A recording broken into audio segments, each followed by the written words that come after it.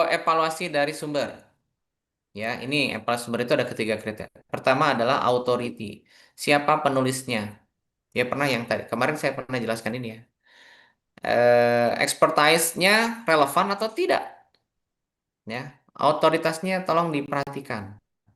Kalau kemarin itu sampai ke bukan hanya authority-nya aja ya, teman-teman, sampai afiliasinya gitu ya. Sampai jurnalnya juga karena kemarin tuh AC itu lebih ke apa ya? Lebih ke bagaimana mencari sumber referensi berbasis artikel jurnal dan buku dan sebagainya. Kalau ini tolong tatkala kita mau menggunakan sumber, tolong authority-nya siapa gitu, kredibel atau tidak. Jangan sampai nanti penjaga sekolah yang nulis, kan nggak mungkin juga kita pakai ya, gitu. Atau misalkan hanya sebatas mahasiswa magang gitu ya untuk membuat profil sekolah gitu ya. Tapi kalau ternyata di situ dituliskan ada tim khusus penyusun profil MAN 2 atau MAN 1 atau SMA mana atau dan sebagainya, itu bisa dipertanggungjawabkan. Ya. Tatkala ada kesalahan kita tinggal datang aja ke sekolah. Pak, saya pakai referensi, kenapa salah? Gitu ya. Lalu selanjutnya tujuan bagaimana? Perhatikan biasnya juga. Motivasi penulis itu apa sih? Ada kepentingan finansial atau tidak? Nah itu. Kadang kalau misalkan ada kepentingan motivasi penulis, kalau ada kepentingan finansial biasanya nulisnya project ya. Menulisnya asal Bapak senang, asal tugas beres, asal project kelar. Nah itu ya. Biasanya gitu ya. Tapi kalau misalkan motivasinya adalah untuk membuat informasi yang sedalam-dalamnya, selengkap-lengkapnya, dan semaksimal mungkin, itu kemungkinan besar bisa dipergunakan secara maksimal oleh kita sebagai sumber informasi yang kredibel ya. Oke, selanjutnya kesegaran dan relevansi. Artinya bagaimana? Kapan dipublikasikan? Tadi itu ya. Kapan dipublikasikan? Apakah misalkan masih layak diteliti atau tidak gitu. Makanya saya selalu bilang kalau di penelitian itu tolong ya nak dibuat urgensinya seperti apa ya. Kalau berbicara masalah urgensi, berbicaranya adalah kira-kira masih penting nggak sih gitu ya. Penting nggak sih penelitian Anda dilakukan gitu. Sekarang apakah misalkan dengan metode ceramah gitu ya, dibandingkan dengan materi diskusi, apakah misalkan bisa meningkatkan motivasi belajar siswa, misalkan gitu ya. Saya pikir tidak tidak apa ya, tidak perlu lagi untuk ditanyakan gitu ya, untuk diskusi ceramah apa misalkan menggunakan model LKS kan dulu pernah ada ya, saya pernah ngajar juga di SD dulu dulu SD SMP dan lain sebagainya, ada model LKS, lembaga lembar kerja siswa gitu ya, apakah akan memungkinkan memaksimalkan motivasi belajar siswa atau enggak. Zaman dulu mungkin masih, tapi zaman sekarang AI, ngapain pakai LKS gitu ya? Pakai LMS lah meren gitu ya. Setidaknya SD mungkin sekarang sudah pakai LMS sekarang. Ya, tingkat SD saja sudah pakai. Sedangkan perguruan tinggi nggak pakai, ya mungkin harus dievaluasi juga mungkin kebutuhannya gitu ya. Ya, nggak usah terlalu yang high class gitu ya. Yang penting memang menggunakan teknologi, informasi, dan digitalisasi itu sangat penting untuk kita ikutin gitu ya.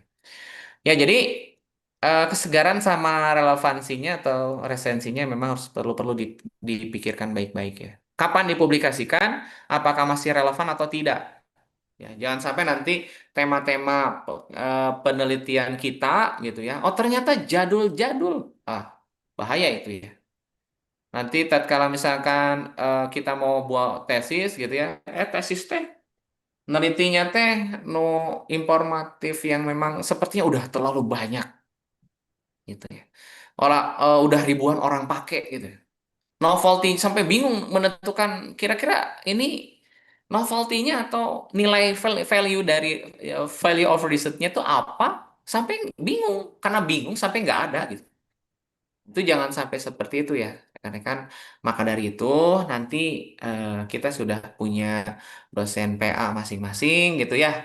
Nanti bisa diskusi. Dosen PA itu adalah dosen yang bisa ditanya, berdiskusi dengan dosennya terkait dengan bagaimana menyelesaikan tugas, bagaimana menyelesaikan perkuliahan teman-teman semua. Jadi jangan sampai nanti gara-gara oh saya nih nggak bisa gimana gimana. Itu boleh. kapanpun ya, selama dosennya bersedia. Misalkan gini, janjian Pak Joko, saya dosen PA-nya kan Pak Joko pengen ngobrol dong Pak terkait misalkan ke depannya saya harus bagaimana gitu ya. Terus harus apa yang harus dilakukan gitu ya. Nah, berarti sok bisa menghubungi dosen PA-nya. Ataupun misalkan mau di luar dosen PA karena keterkaitan dengan struktur organisasi pasca sarjana nanya ke saya, mangga silahkan boleh bebas. Tapi dosen PA itu memiliki tanggung jawab teman-teman untuk memaksimalkan Anda lulus di awal waktu gitu ya. Jadi silahkan untuk dimaksimalkan. Dihubungi saja. Kalau misalkan ternyata ada kesulitan, ya silakan boleh boleh untuk bertanya ke dosen PA yang lain gitu ya, bareng-bareng gitu ya. Nanti mungkin dosen pembimbing akademik saya mungkin akan dikumpulin ya. Ya mungkin nanti juga Pak Joko akan ngumpulin dosen PA-nya, akan kasih arahan dan lain sebagainya. Sehingga apa? Sehingga bisa memaksimalkan apa yang memang harus kita selesaikan di proses perkuliahan kita di Magister Manajemen ini ya. Oke, selanjutnya ada ini nih. Nah, ini ya. Kita harus senantiasa bedakan antara fakta dan opini, teman-teman. Fakta itu adalah terverifikasi atau verifiable, gitu ya. Jadi, eh, contoh, revenue Q3 adalah sejumlah 150 juta dolar. Ini merupakan fakta karena hasil hitungan. Ya, fakta dan faktanya bisa dilihat bahwa itu merupakan data yang bisa kita gunakan selanjutnya. Fakta. Lalu selanjutnya, pengangguran itu berjumlah 4,2%. Indonesia memiliki pengangguran misalkan ya 4,2%. Itu fakta. Kenapa? Karena hasil ukuran terukur ya. Yang ketiga contoh lain adalah produk launch 5 Januari 2025. Itu fakta. Misalkan mobil dikeluarin di launching itu tanggal 5 Januari, 16 Januari 2025. Sebuah mobil. Itu peristiwa. Jadi kalau berbicara fakta itu boleh ada verifikasi, ada terukur, ada peristiwa. Peristiwanya merupakan jelas, faktanya jelas gitu ya. Jadi orang lain melihat gitu ya. Bukan misalkan launch produknya cuma di gudang Anda saja gitu ya. Anda misalkan pengusaha mau launching produk misalkan motor motor tanpa ban. Oh sekarang ada ya motor tanpa ban ya? Pakai apa? Pakai kipas, bener. Ya Anda lihat aja nanti di internet itu motor itu nggak pakai ban teman-teman, pakai kipas gitu ya. Jadi kalau kalau nanti tukang kipas itu nanti akan jadi tukang gantinya tukang tambal ban. Ya tukang tambal ban akan diganti sama tukang kipas gitu ya. Jadi coba lihat deh ya di YouTube itu banyak sekali motor-motor next di zaman Gen ZZZ gitu ya. Mungkin ke depan itu akan motor tanpa sekarang aja kapal tanpa awak ada ya gitu ya. Ya jadi apalagi nanti Anda eh, tidak usah mengalami kemacetan paling tabrakan teh di langit gitu jeger gitu ya. Murah gue kehandap gitu ya. Mungkin ke depannya begitu ya. Karena sekarang kan ada apa ya? Ada helikopter drone ya, kan? Benar nggak? Ada drone, taksi drone. Udah ada tuh. Di Jakarta itu ada taksi drone gitu ya 400.000 gitu ya itunya gitu. Nanti Grab itu pakai drone gitu ya, nggak pakai pakai ban gitu ya. Kasihan sih tukang tambal ban nanti mungkin akan tereliminasi karena tidak ada yang bocor lagi nanti mah.